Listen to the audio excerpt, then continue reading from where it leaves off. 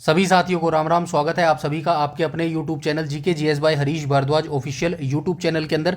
Computer की जो हमारी सीरीज चल रही है इसमें जो है आज हम 11वीं क्लास करने वाले हैं मेरे भाई। ठीक है, 11वीं क्लास करने वाले हैं। थोड़ा सा बता देता हूँ चैप्टर नंबर हम कौन सा कर रहे हैं। चैप्टर नंबर 4 कर रहे हैं। उसका इसका कौन सा पार्ट कर रहे हैं, चैप्टर नंबर 4 का सेकंड पार्ट कर रहे हैं। और चैप्टर नंबर 4 कौन सा है, मेमोरी से रिलेटेड है मेरे भाई। ठीक है, मेमोरी से रिलेटेड है। इसका पहला पार्ट जो है मैं बुधवार को जो है करवा चुका हूँ। आई होप आपने देख लिया होगा, नहीं देखा है तो डिस्क्रिप्शन में आपको प्लेलिस्ट मिल जाएगी, वहां पर जाकर देख लीजिएगा। आज हम क्या क्लास नंबर 11 यानी कि मेमोरी का सेकंड पार्ट करने वाले हैं। प्राइमरी मेमोरी या फिर जो होती है ना मेमोरी, उसके बारे में हम कुछ हद तक पीछे देख चुके हैं। आज हम मेमोरी का नेक्स्ट वाला पार्ट करने वाले हैं, यानी कि जो ऑक्सिलरी मेमोरी होती है ना उसके बारे में डिस्कस करने वाले। तो चलिए बिना किसी टाइम वेस्ट के जो है वीडियो को शुरुआत कर लेते हैं। और वीडियो को स्किप मत करना क्योंकि ये बेहद इंपॉर्टेंट होने वाला है आपके एचएसएससी 2026 के सिलेक्शन के लिए। ठीक है, तो चलिए स्टार्ट कर लेते हैं। रैंडम से स्टार्ट करते हैं, यानी कि रैम से स्टार्ट कर रहे हैं। ठीक है, रैम की सबसे पहले फुल फॉर्म आप याद रखना, रैंडम एक्सेस मेमोरी जो है इसकी फुल फॉर्म हो जाएगी। अच्छा मुझे एक बात बताइएगा, सबसे तेज क्रम में पूछ रहा हूँ। ठीक है, सबसे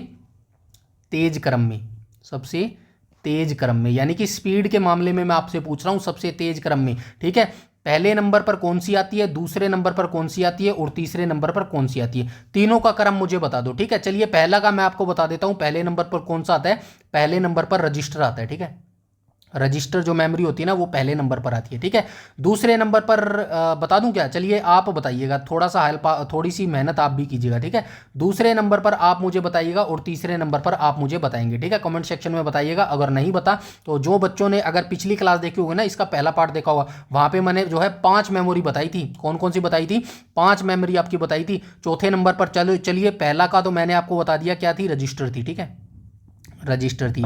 दूसरा तीसरा आपको बताना है, चौथा पांचवा मैं आपको बता देता हूं। चौथा पांचवे पे कौन सी आती है, हार्ड डिस्क आती है। ठीक है, हार्ड डिस्क आती है। चौथे नंबर पर हार्ड डिस्क आती है, स्पीड के मैटर में बोल रहा हूं। और पांचवें नंबर पर क्या आती है, मैग्नेटिक टेप आती है मेरे भाई। ठीक है, अब ये दूसरा और तीसरा क्रम जो है आप मुझे कमेंट सेक्शन में फौरन बताइएगा। ठीक है, चलिए आगे चलते हैं। रैंडम एक्सेस मेमोरी के बारे में जान लेते हैं। कंप्यूटर में सबसे ज्यादा उपयोग होने वाली मेमोरी है, क्योंकि कंप्यूटर में सबसे ज्यादा मेमोरी होने वाली कौन सी मेमोरी है, रैम ही है। क्योंकि भाई जो मेन में जो कंप्यूटर जो रैम को क्या बोलते हैं, मेन मेमोरी भी बोला जाता है। ठीक है, यह अस्थायी वोलेटाइल मेमोरी है, क्योंकि आप सभी जानते हैं बिजली जब चली जाएगी तो ये मेमोरी जो है डिलीट हो जाएगी। अर्थात अगर विद्युत सप्लाई बंद हो जाती है तो इसमें संग्रहित जो डाटा है वो भी खत्म हो जाता है। जैसे कि नाम से ही प्रतीत है, रैंडम एक्सेस मेमोरी, मतलब कि कहीं से भी डेटा को पढ़ा जा सकता है, उसके लिए क्रमबद्ध पढ़ना जो है आवश्यक नहीं है। यानी कि रैंडम एक्सेस मेमोरी के बारे में बता रहा है कि ये सीक्वेंस वाइज नहीं चलती है, ये कहीं से भी जो है डेटा को पढ़ सकती है। इसमें डेटा को पढ़ना तथा लिखना तीव्र गति से जो है होता है। रैम एक स्पेस है, मतलब रैम क्या है, एक खाली स्पेस है, मतलब एक मेमोरी टाइप का है जहां डेटा लोड होता है। ठीक है, और काम करता है। रैम 8 GB, ठीक है, 16 GB, 32 GB आदि क्षमताओं में उपलब्ध है। आजकल तो आपके फोन में भी इतनी रैम में आने लगी है, पहले तो कंप्यूटर में जो है इतनी रैम बहुत डिफिकल्ट होता था। आजकल तो फोनों में देख लो कितनी रैम आने लगी, 4 GB और 6 GB रैम तो जो है नॉर्मल आजकल फोनों में भी आने लगी है मेरे भाई। ठीक है, तो रैम के बारे में यहां तक चीजें क्लियर है। आगे चलते हैं। अब देखो रैम कितने प्रकार की होती है, रैम 2 प्रकार की होती है। एक तो डायनेमिक रैम होती है और एक स्टैटिक रैम होती है। ठीक है, यहाँ पे देखो एक डायनेमिक रैम होती है और एक स्टैटिक रैम होती है। डायनेमिक रैम के बारे में देखो, डायनेमिक रैम का उपयोग कंप्यूटर की मुख्य मेमोरी यानी कि मेन रैम के रूप में जो है होता है। इसके डेटा को बार बार जो है रिफ्रेश करना होता है। वहीं स्टैटिक रैम की बात करूँ तो स्टैटिक रैम का उपयोग कैश मेमोरी के रूप में होता है। ठीक है, और इसके डेटा को रिफ्रेश करने की जो है आवश्यकता नहीं होती है मेरे भाई। ठीक है, तो ये आप याद रखना, डायनेमिक रैम जो है मेन रैम के रूप में जो है इस्तेमाल होती है और इसका डेटा को बार बार रिफ्रेश करना पड़ता है। ठीक है, इसीलिए याद रखना डायनेमिक रैम और स्टैटिक रैम। स्टैटिक रैम का यूज कहां पर होता है, तो कैश मेमोरी में जो है स्टैटिक रैम का उपयोग होता है मेरे भाई। ठीक है, आगे चलते हैं। अब यहाँ पे देखो जो है टेबल बना के दे दिया है। देखो यहाँ पे रैम लिखा गया है, यहाँ पे रोम लिखा गया है और यहाँ पे जो है इनकी विशेषता लिखी गई है। चलिए आगे देख लेते हैं। पूरा नाम क्या है भाई, रैम का पूरा नाम हो जाएगा रैंडम एक्सेस मेमोरी और रोम का पूरा नाम हो जाएगा रीड ओनली मेमोरी हो जाएगा। ठीक है, ऊपर वाली ही चीज यहाँ पे लिखी गई है, देखो समझ रहे हो। चलिए आगे चलते हैं। हालांकि इसका रोम वाला पार्ट जो है पिछले पार्ट में चला गया, चलिए कोई बात नहीं। ठीक है, पीछे वाले में नहीं गया, इसी के आगे मिलेगा, नहीं है क्या, चलिए कोई बात नहीं, पीछे वाले में गया होगा। चलिए ठीक है, रैम का पूरा नाम क्या हो जाएगा, रैंडम एक्सेस मेमोरी हो जाएगा, और रोम की फुल फॉर्म क्या हो जाएगा, रीड ओनली मेमोरी हो जाएगी। प्रकृति यानी कि नेचर की बात करूँ तो रैंडम एक्सेस मेमोरी क्या है, एक अस्थायी मेमोरी है, वोलेटाइल मेमोरी है, बिजली जाने पर जो है डेटा इसका मिट जाता है। और स्थायी, और जो रोम की बात करूँ, रीड ओनली मेमोरी, ये एक स्थायी है यानी कि नॉन वोलेटाइल मेमोरी है, बिजली जाने पर जो है डेटा इसका डिलीट नहीं होता है। ठीक है, कार्य की बात करूँ तो भाई रैम क्या करती है, इसमें वर्तमान में चल रहे प्रोग्राम और डेटा होते हैं। मतलब जब वर्तमान में आप काम कर रहे हो ना, फॉर एग्जांपल आप कंप्यूटर पे काम कर रहे हो, कोई डॉक्यूमेंट ओपन कर रहे हो, कभी आप फिल्म चला रहे हो, तो वो काम किस में हो रहा है, वो काम जो है आपका रैम में हो रहा है मेरे भाई। ठीक है, रैम में वो काम हो रहा है। और रोम की बात करूँ तो इसमें कंप्यूटर को शुरू करने वाले जो है निर्देश होते हैं। मतलब अब सबसे ऊपर पहले वाले पार्ट में हमने देखा था ना, जब कंप्यूटर जो है बूटिंग होता है, बूट स्ट्रैप होता है ना, बूटिंग जब होती है, जब कंप्यूटर का बिजली का बटन आप जलाते हो तो कंप्यूटर स्टार्ट होता है, तो इसमें कंप्यूटर रोम के अंदर जो है वो निर्देश जो है संग्रहित होते हैं मेरे भाई। ठीक है, आगे चलते हैं। स्पीड की बात करें तो भाई जो ये इसकी स्पीड बहुत तेज होती है, रैम की जो स्पीड है वो बहुत तेज होती है, और यह रैम की तुलना में जो है धीमा होता है, रोम जो है स्लो होता है भाई। ठीक है, लिखना बदलना की बात करूँ तो इसमें डेटा को बार बार लिखा और बदला जा सकता है, और इसमें डेटा को सामान्यतः बदला नहीं जा सकता, सिर्फ पढ़ा जा सकता है। ऊपर हम देख के आए थे, रोम को क्या है, रोम को सिर्फ जो है पढ़ा जा सकता है, उसको चेंज नहीं किया जा सकता मेरे भाई। ठीक है, आगे चलते हैं। उदाहरण की बात करूँ तो रैम के उदाहरण क्या है, स्टैटिक रैम हो जाएगा और डायनेमिक रैम हो जाएगा। वहीं हम रोम के उदाहरण की बात करूँ तो पी रोम हो जाएगा, ईपी रोम हो जाएगा और डबल रोम हो जाएगा। ठीक है, ये उदाहरण जरूर आप याद रखना, डायरेक्ट पूछा जाता है। बताइए एस रोम यानी कि स्टैटिक रैम और डायनेमिक रैम जो है किसके उदाहरण है, तो आपको याद रखना है ये रैम के उदाहरण है। ठीक है, ये रैम के उदाहरण है। और पी रोम यानी कि programmable read only memory, erasable program जो है ओनली मेमोरी, और जो है डबल यानी कि इरेजेबल इलेक्ट्रिकली जो है प्रोग्राम रीडेबल ओनली मेमोरी जो है, ये किसके उदाहरण हो जाएंगे, ये रोम के उदाहरण हो जाएंगे भाई। ठीक है, ये एग्जाम्पल आप जरूर याद रखेंगे। आगे चलते हैं, आगे चलते हैं भाई, द्वितीयक मेमोरी की अब बात कर लेते हैं। द्वितीयक मेमोरी यानी कि ऑक्सिलरी मेमोरी यानी कि सहायक मेमोरी। चलिए देख लेते हैं, सेकेंडरी मेमोरी इनको बोला जाता है इंग्लिश में। इसे सहायक, ऑक्सिलरी तथा बैकिंग स्टोरेज, सबसे पहला जब आपने पहला पार्ट देखा था वहां पे मैंने दिखाया था ना, एक चित्र बन रहा था मेमोरी का, मेमोरी का एक चित्र बन रहा था, और उसमें जो है यहाँ पे ऐसे ऐसे करके, यहाँ पे तो है मेन मेमोरी और प्राइमरी मेमोरी लिखे हुए थे। ठीक है, प्राइमरी और मेन मेमोरी लिखे थे, और जो इस साइड लिखे हुए थे वो क्या थी, वो सहायक मेमोरी यानी कि ऑक्सिलरी मेमोरी की जो है लिखी हुई थी। चलिए अभी इसी को हम पढ़ने वाले हैं। ठीक है, तो द्वितीयक मेमोरी की बात कर लेते हैं। इसे सहायक या फिर बैकिंग स्टोरेज मेमोरी भी कहते हैं। चूंकि मुख्य मेमोरी अस्थायी वोलेटाइल सीमित क्षमता वाली होती है, इसीलिए द्वितीयक मेमोरी को बड़ी मात्रा में जो है स्थायी नॉन वोलेटाइल डेटा मेमोरी के रूप में जो है इस्तेमाल करते हैं। ज़्यादातर इसका उपयोग डेटा बैकअप के लिए किया जाता है। केंद्रीय प्रोसेसिंग इकाई सीपीयू को वर्तमान में जिस डेटा की आवश्यकता नहीं होती उसे द्वितीयक मेमोरी में जो है संग्रह किया जाता है, तथा जरूरत पड़ने पर इसे मुख्य मेमोरी से कॉपी कर उपयोग किया जाता है। आजकल उपयोग होने वाली मैग्नेटिक टेप तथा मैग्नेटिक डिस्क इसके मुख्य उदाहरण है।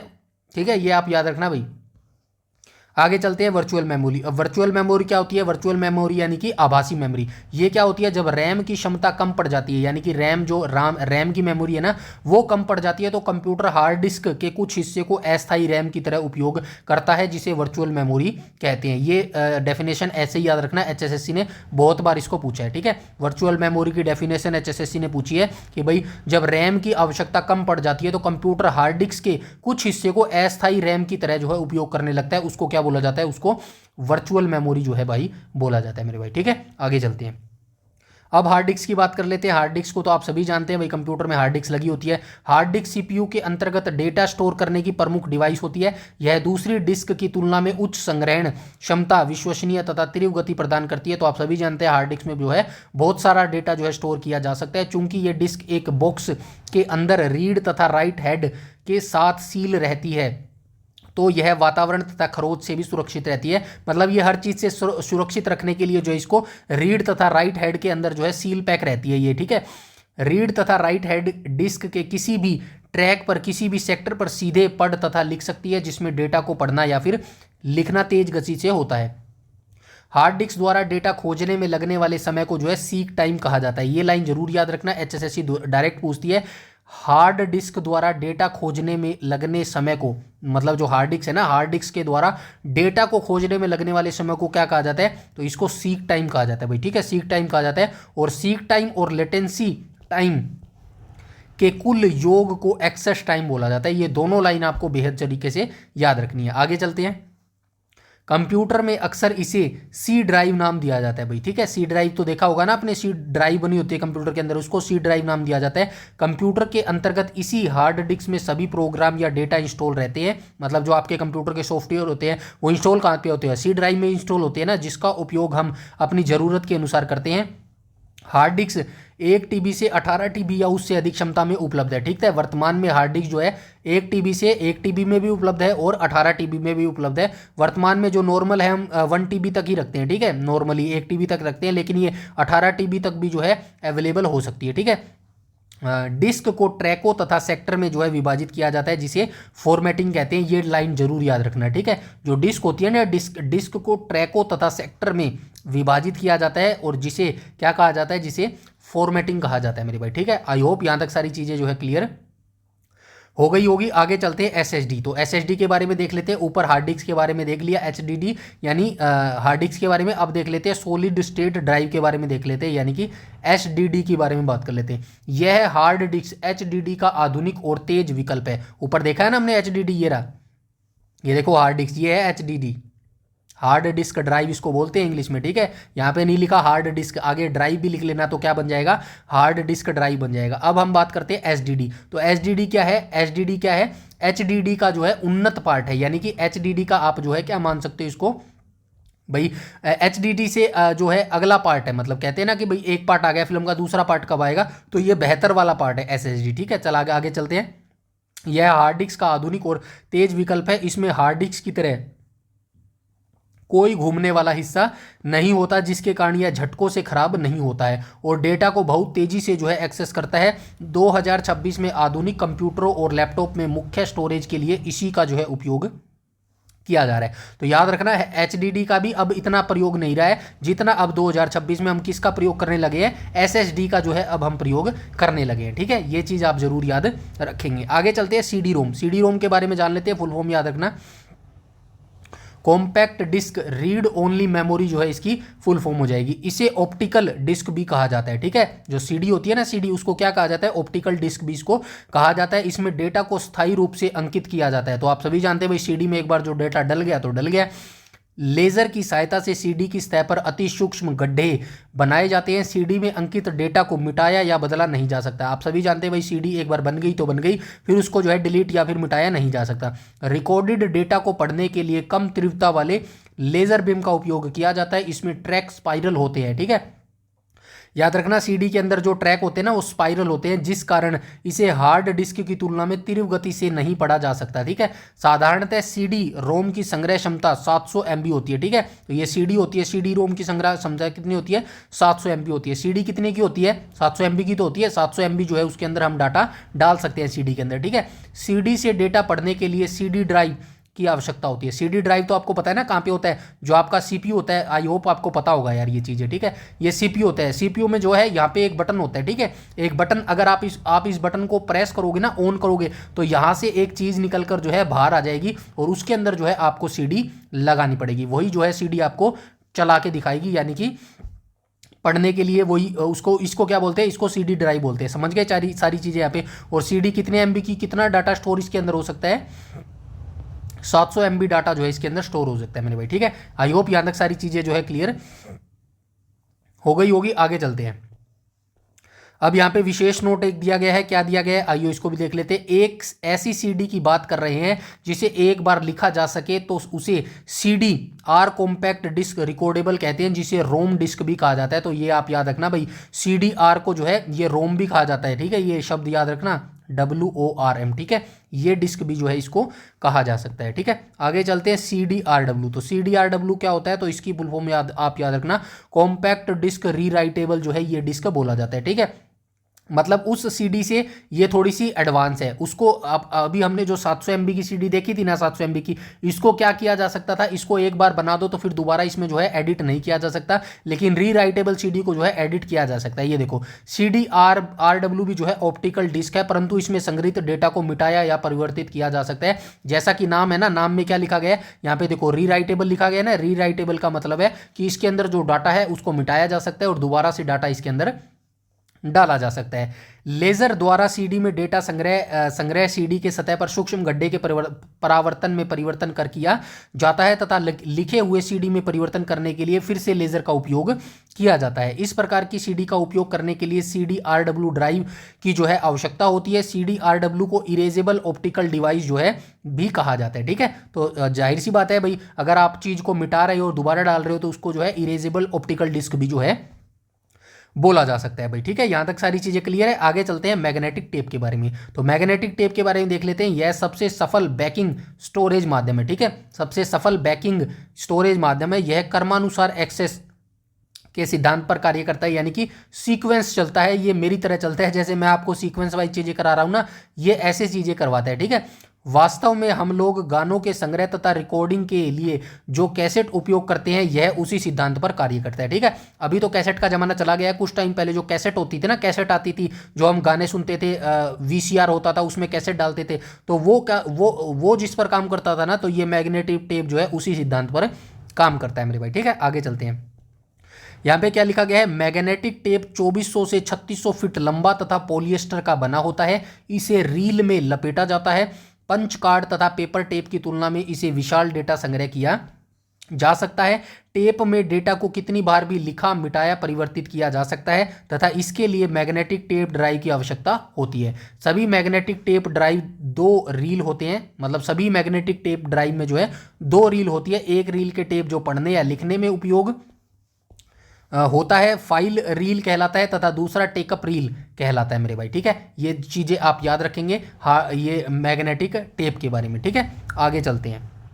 अब हम फ्लॉपी डिस्क को देख लेते हैं। फ्लॉपी डिस्क का अब तो यूज़ नहीं होता है, बहुत पहले यूज़ होता था। 2010 के आसपास जो है फ्लॉपी डिस्क का यूज़ किया जाता था। ठीक है, आइए देख लेते हैं फ्लॉपी डिस्क। सबसे आम 3.5 इंच फ्लॉपी डिस्क की संग्रहण क्षमता होती है। ठीक है, ये आप याद रखना, सबसे आम 3.5 इंच फ्लॉपी डिस्क की जो संग्रहण क्षमता है 1.44 MB होती है। ठीक है, तो ये आप याद रखना, जो 3.5 इंच फ्लॉपी डिस्क होती है ना, उसकी संग्रहण क्षमता यानी कि कितना स्टोरेज वो डाटा कर सकती है, ये देखो मात्र 1.44 MB जो है वो डेटा स्टोर कर सकती है। ठीक है, ये मुख्यतः 3 आकारों 8 इंच, 5.25 इंच और 3.5 इंच में आती है। तो ठीक है, ये आप याद रखना। यहाँ पे क्या लिखा गया है, ये देखो 3.5 इंच, एक सेकेंड भाई।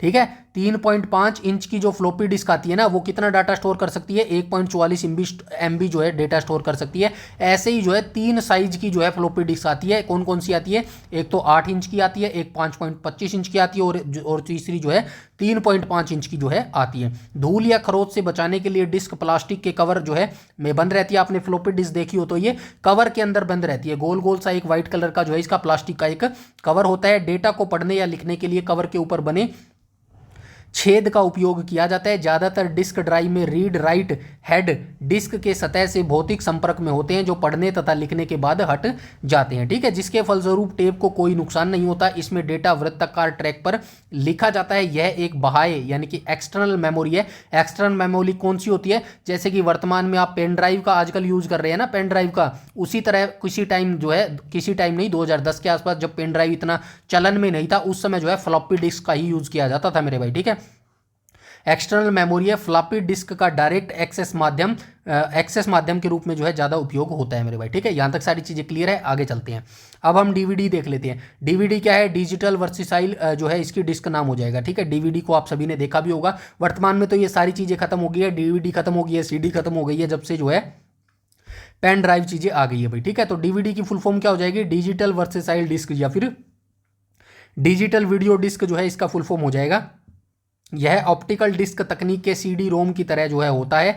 इसमें न्यूनतम 4.7 GB डेटा एक पूर्ण लंबाई की फिल्म जो है संग्रहित किया जा सकता है। आप सभी जानते हैं भाई, एक फिल्म जो है 2.5-3 GB की होती है, और ये जो DVD होती है इसमें कितना साइज होता है, 4.7 GB का जो है इसके अंदर साइज जो है डाटा स्टोर किया जाता है। DVD सामान्यतः फिल्मों और अन्य मल्टीमीडिया प्रस्तुतियों के डिजिटल के रूप में जो है प्रस्तुत करने का एक माध्यम है। यह एक तरफा या दो तरफा, ठीक है, सिंगल और डबल साइडेड होता है और हर तरफ से एक या दो परत में डेटा संग्रह कर सकता है। दो तरफा दो परत वाले DVD में 17 GB वीडियो, ऑडियो या अन्य जानकारियों को संग्रह किया जा सकता है। और CD की तरह DVD भी रिकॉर्डेबल ठीक है, और रीराइटेबल जो है प्रकारों में उपलब्ध है। जैसे हमने सीडी ऊपर देखी थी ना, सीडी जो है रीराइटेबल में भी उपलब्ध है और जो है रिकॉर्डेबल भी उपलब्ध है, ऐसे ही जो है डीवीडी भी उपलब्ध हो जाएगी मेरे भाई। ठीक है, आई होप यहाँ तक सारी चीज़ें क्लियर हो गई होगी। आगे चलते हैं। ब्लू रे डिस्क क्या है भाई? ब्लू रे डिस्क यह एक आधुनिक ऑप्टिकल डिस्क है जिसकी क्षमता डीवीडी से बहुत ज़्यादा होती है। एकल परत में 25 GB और दोहरी परत में 50 GB जो है डाटा ये ब्लू रे डिस्क में जो है स्टोरेज किया जा सकता है। आगे चलते हैं। Pen drive. पेन ड्राइव के बारे में ज़्यादा बताने की जरूरत नहीं है।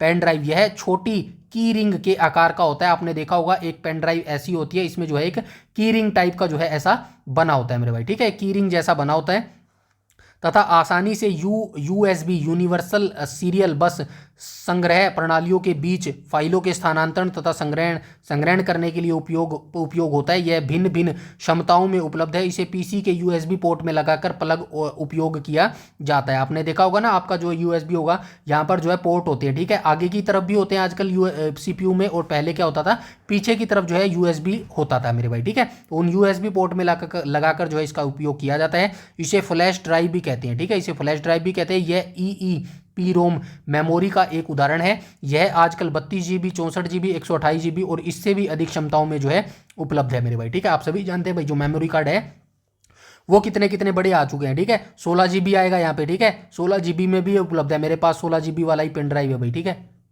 16 GB वाला पेन ड्राइव उपलब्ध है। ठीक है, आगे चलते हैं भाई। ठीक है, आगे देख लेते हैं फ्लैश मेमोरी। तो फ्लैश मेमोरी क्या होता है? इसे फ्लैश रैम भी कहा जाता है। इसको मिटाया तथा फिर से प्रोग्राम किया जा सकता है। इसका उपयोग cellular phone, digital camera, digital set top box इत्यादि में होता है। ठीक है, फ्लैश मेमोरी समझ गए ना? फ्लैश मेमोरी का क्या किया जाता है? इसको मिटाया या फिर से प्रोग्राम किया जा सकता है। और फ्लैश मेमोरी का इस्तेमाल हम कहाँ कहाँ करते हैं? तो इसका उपयोग जो है सेलुलर फ़ोन जो हम चलाते हैं उसमें, डिजिटल कैमरा में इसका उपयोग होता है और डिजिटल सेट टॉप बॉक्स में जो है इसका उपयोग होता है मेरे भाई। ठीक है, आगे देख लेते हैं नेक्स्ट क्लाउड स्टोरेज। तो क्लाउड स्टोरेज आजकल वर्तमान में बहुत ज़्यादा यूज होता है 2026 के अकॉर्डिंग, इसीलिए मैंने क्लाउड स्टोर को अलग से लिख लिया। ठीक है, क्लाउड स्टोरेज की जो है डेफिनेशन याद रखना, यह इंटरनेट पर उपलब्ध एक प्रकार की ऑनलाइन स्टोरेज सेवा है। ठीक है, क्लाउड स्टोरेज क्या है? इंटरनेट पर उपलब्ध है ये ऑनलाइन स्टोरेज सेवा, जहां डेटा को भौतिक रूप से अपने पास रखने के बजाय रिमोट सर्वर पर स्टोर किया जाता है। इसके प्रमुख उदाहरण कौन कौन से हैं? गूगल ड्राइव, आई क्लाउड, ये एग्जाम्पल जरूर याद रखना।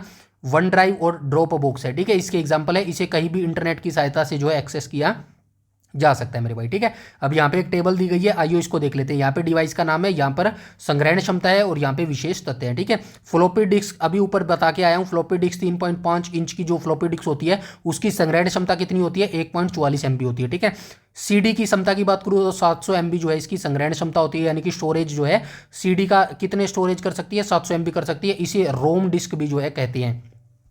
डीवीडी की बात करूं तो सिंगल साइड जो है 4.7 GB जो है ये डेटा स्टोर कर सकती है और 4.7 GB से 17 GB तक जो है ये स्टोर कर सकती है। डबल साइडेड की बात कर रहे हैं। ब्लू रे डिस्क की बात करूं तो 25 GB से 50 GB जो है इसकी संग्रहण क्षमता है। हाई डेफिनेशन के लिए जो है इसका इस्तेमाल किया जाता है। ठीक है, हार्ड डिस्क की बात करूं तो 1 TB से 18 TB तक जो है इसकी संग्रहण क्षमता होती है। मैग्नेटिक स्टोरेज तकनीक जो है ये इसका विशेष तथ्य है। SSD जो वर्तमान में हम यूज़ कर रहे हैं 256 GB से 4 DB प्लस तक, और HDD से बहुत तेज़ जो है ये तकनीक हो जाएगी मेरे भाई। ठीक है, तो ये हमारा जो है मेमोरी चैप्टर था जो यहाँ पर आज हमने कंप्लीट कर लिया भाई। ठीक है, मेमोरी चैप्टर जो क्या हो गया है, मेमोरी चैप्टर जो है कंप्लीट हो गया है। अब इसके सिर्फ MCQ बचे हैं। ठीक है, MCQ हम कहाँ डिस्कस करेंगे? MCQ जो है हम संडे वाले डिस्कस करेंगे, जो कि 7 PM पर ये क्लास आएगी मेरे भाई। ठीक है, तो ये पूरी क्लास आपको देखनी है। जो मेमोरी चैप्टर से जितने भी क्वेश्चन बन सकते हैं ना वो सारे हम वहाँ पर डिस्कस करेंगे। अब कमेंट सेक्शन में जरूर बताना कि मेमोरी चैप्टर में से कोई चीज़ आपको डिफिकल्ट लगी और कौन सी चीज़ जो है समझ नहीं आई, तो जरूर मैं आपको कमेंट सेक्शन में बता दूंगा कि वो चीज़ का आसान सोल्यूशन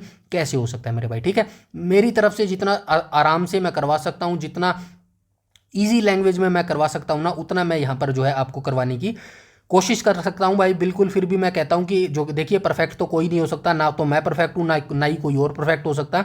परफेक्ट कोई भी नहीं होता मेरे भाई। ठीक है, हम अपनी तरफ से जो है जितनी हो सके उतनी अच्छे बनने की कोशिश कर सकते हैं। ठीक है, जितना मैं करवा सकता हूं उतना यहाँ पर प्रोवाइड करवा रहा हूँ। फिर भी भाई यूट्यूब पर बहुत सारी टीचर है, अगर आप चाहें तो वहाँ से भी एक्सेस कर सकते हैं चीज़ों को मेरे भाई। ठीक है, बाकी आपका मन है भाई, समझ आना चाहिए। मेरा तो ये मानना है कि भाई जहाँ पे आपको समझ आए ना, चाहे वो फ्री कोर्स हो या फिर पेड कोर्स हो, आपको वहीं से स्टडी करनी चाहिए मेरे भाई। ठीक है, तो आज के वीडियो में इतना ही, और इसकी फ्री जो PDF है वो हमारे टेलीग्राम चैनल पर मिल जाएगी, जिसका लिंक आपको इसी वीडियो के डिस्क्रिप्शन में इसी वीडियो के डिस्क्रिप्शन में मिल जाएगा, ठीक है। कोई भी डाउट क्वेरी हो तो आप कमेंट सेक्शन में बता देना, और वीडियो को लाइक जरूर कर देना मेरे भाई, ठीक है। बस इतना सा काम कर देना, वीडियो को लाइक जरूर कर देना, और मुझे आपसे कुछ नहीं चाहिए, ठीक है।